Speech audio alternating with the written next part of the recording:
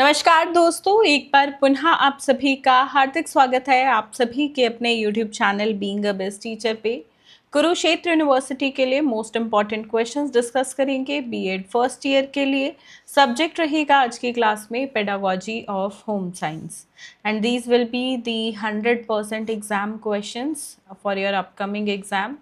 और क्वेश्चंस का पीडीएफ जिन स्टूडेंट्स को डाउनलोड करना है हमारी मोबाइल ऐप से या टेलीग्राम से आप free of cost questions PDF download कर सकते हो। अगर आपको आंसर्स का पीडीएफ चाहिए इंग्लिश या हिंदी किसी भी मीडियम में तो वो वीडियो के डिस्क्रिप्शन बॉक्स में लिंक मैंने दे दिया है। 125 रुपीज़ का 125 रुपये का वो पीडीएफ रहेगा। इंग्लिश में लेना है तो इंग्लिश में, हिंदी में लेना है तो हिंदी में, जो भी आपका पर्टिकुलर मीडियम है उसी लिंक पे क्लिक कीजिएगा, उसी मीडियम में परचेज़ करिएगा।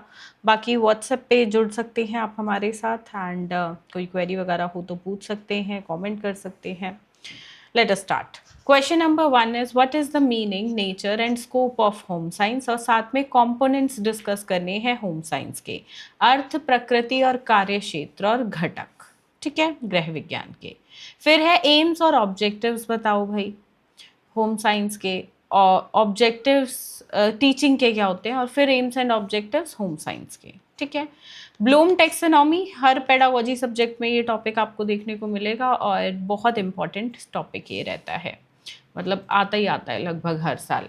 नेक्स्ट क्वेश्चन है माइक्रो टीचिंग स्किल्स क्या होते हैं। और ये माइक्रो टीचिंग स्किल्स आपको जो है जितने भी होते हैं, चार पाँच दिए होंगे सिलेबस में, तो वो पांचों आपको कवर करने हैं, जो मेजर 5 हैं।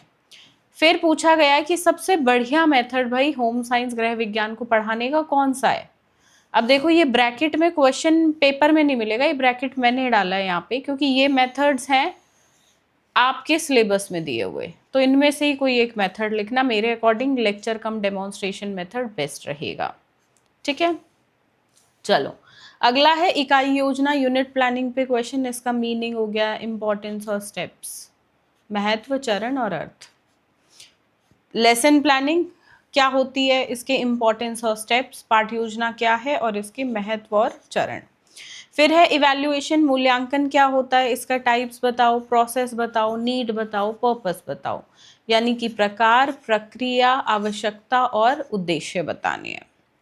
फिर है सीसी, ये क्वेश्चन भी लगभग हर साल आता है, कंटिन्यूअस एंड कॉम्प्रिहेंसिव इवैल्यूएशन, व्यापक है सतत मूल्यांकन।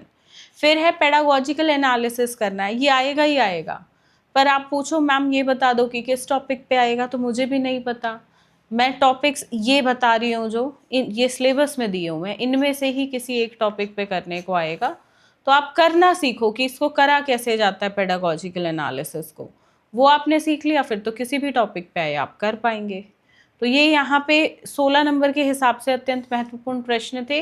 ये जो 16 मार्क्स के क्वेश्चन है यही 4 मार्क्स में भी पूछे जाते हैं। ठीक है, अब जो स्पेसिफिकली 4 मार्क्स में पूछे जाते हैं वो कुछ इस प्रकार से, laboratory method in home science यानी कि गृह विज्ञान में प्रयोगशाला विधियाँ।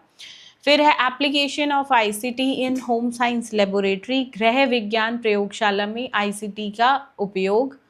Then importance of pedagogical analysis, शैक्षणिक विश्लेषण का महत्व। Meaning and importance of pedagogical analysis, शिक्षा शास्त्र विश्लेषण का अर्थ और महत्व। फिर है शिक्षा शास्त्र विश्लेषण के चरण यानी कि स्टेप्स। तो पेडागोजिकल एनालिसिस अपने आप में एक इम्पॉर्टेंट टॉपिक बिल्कुल है जो आएगा ही आएगा।